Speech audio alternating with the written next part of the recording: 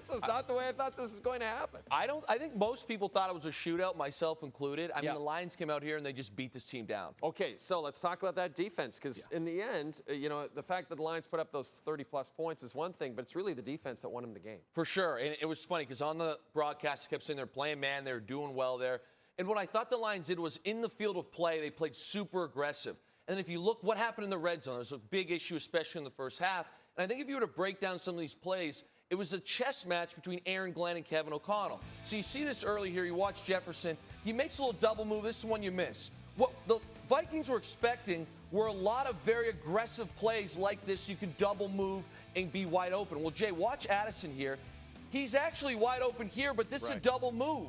They actually are hoping that they're aggressive there when they're not, so then they end up on the out and up, and Sam comes off of it. And later on, it's the same thing. This is the play we lost the Super Bowl to. Okay, bam, it's a little now route here, but instead it's wide open, and Sam knows that they are expecting it to drive, and the Lions don't, so it's a double concept. So it's almost something where you want to shoot, you want to kick yourself, because the easy throws to Addison on both of those are wide open, but they're expecting, hey, these guys are really going to be aggressive, sort of like they were in the field of play, play right in your face, so we're going to slide behind them. We're going to fake like we're throwing the now route there and hit it right on the back end, but instead the now route's open, but you're kind of jammed up because Darnold knows he can't throw that because Addison's going to finish the route and it's going to look terrible. So, again, it's a bit of a detail I thought we picked up here. And you got to tip your cap to Aaron Glenn. I thought that they were physical and they won the chess match. Aaron Glenn expected to get a lot of looks for a head coaching job in the offseason. And he deserved it after tonight. And you talk about Darnold, it was interesting because he's had this incredible year, this breakout year. We were waiting maybe to see if the old Darnold might come out here, the one who wasn't as good. And unfortunately, it happens at the worst time. Yeah, you want to talk about having arguably your worst game on the biggest moment, and you feel for him, and that's just how the NFL is. Last week, you're getting carried in every Twitter post is how great is Sam Darnold. And this week, this is what you got. 0-0, it's 3rd and 9. These are big plays. Hawkinson wins here, and you miss the throw. Again, 3rd and 18, you're in a tough situation. Zone coverage, you've got Hawkinson here, and you miss the throw. And it wasn't just to Hawkinson. Again, you're only down 7 here. It's 2nd and 10. I understand you're taking a shot, but this is nowhere near even giving your guy a chance to make a play. And another one on 2nd goal, we talked about this on the highlight. Jefferson's running the end line here, and he should make this play. Don't get me wrong. But that's not a super accurate throw. It didn't need to be that hard. And then I thought even later, like 3rd and 6 here, he's just keying on Jefferson, and that kind of allows the safety to drive it there. Jefferson knows he just wasn't himself tonight. It was almost like he was a little too jacked up, and the ball started sailing on him a bit. And when you're playing the Detroit Lions, who are now clearly and have been the best team in the NFC, you can't make those mistakes. It obviously wasn't a one-possession game, but if you're the Vikings right now, you miss a bunch of throws. Your field goal kicker, who looks like he's 12, airmails a kick and kicks the ball out of bounds at the end of the half. You're going to get beat down against the Lions making those mistakes. And guess what? You got beat down. And Minnesota has lost to just 2 teams this year. The Lions and the team they play next week. Matthew Stafford and the LA Rams.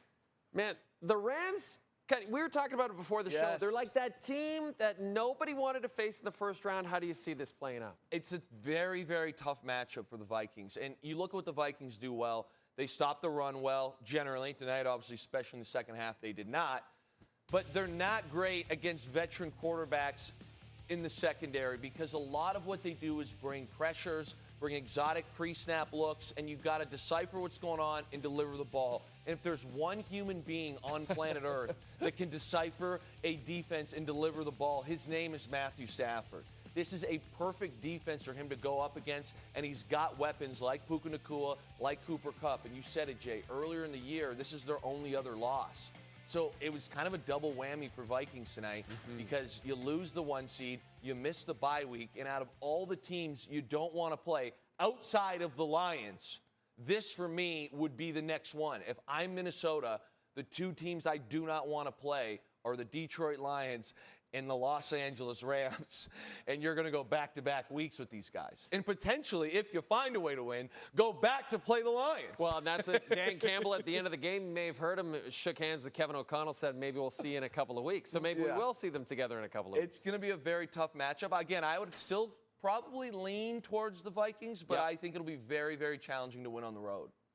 Detroit went to the Super Bowl last year. They're 2 wins away from doing it again. How does that make you feel? I'm excited for Windsor, Ontario. Yeah. The hometown's got to be buzzing right now. And to be honest with you, no matter what happens, and I think now this is their NFC to lose. Like, they got the home field. They got to bye to get a little healthier. Yep. The offense is cooking. I'm excited for everybody. Dan Campbell's coach of the year, no question. I mean, Jay, the injuries alone, and this guy still gets the 1 seed. It's wild. He's completely changed the landscape. Young kids in Windsor, Ontario are playing football now. I'm ecstatic for that part of it. I think it's great. I'm already thinking of the statue they're going to build of Campbell outside of Ford Field, and it's going to be so gigantic, he'll look like a, And he deserves it. Yeah. Jay, in the history of the Lions, no one has been able to win at this franchise. And he's come in here and put this is a phenomenal year, and so was last year. You got to tip your cap. And I said they went to the Super Bowl last year. They went to the NFC Championship game. My mistake.